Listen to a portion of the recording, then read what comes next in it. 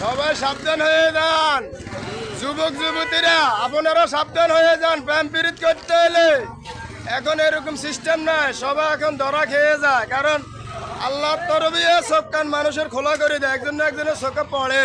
তা আপনারা সাবধান হয়ে যান, ভালো হয়ে যান। আপনাদেরকে বিয়ে সাথে আমরা না করাই দুমদাম, কারণ আপনারা সেইভাবে আসেন, গার্জিয়ানের খোঁজ খবর নেন, গার্জিয়ানের কথা মানেন।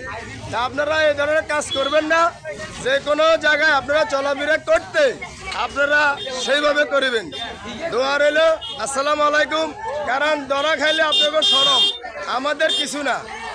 আপনারা সুন্দরভাবে থাকবেন, ভালোভাবে থাকবেন। বয়স হইলে বিয়ে শাদী মা বাপের কর্তব্য, বাবা মায়ের দুইজনের কর্তব্য ছেলে সন্তানকে বিয়ে শাদী করানোর। ওই দোয়া করবেন, সবাই ভালো থাকবেন, বিয়ে শাদী সুন্দর করে করিয়েন, আঙ্গরা দাবাত দিয়েন, আমরা যাবো ইনশাল্লাহ।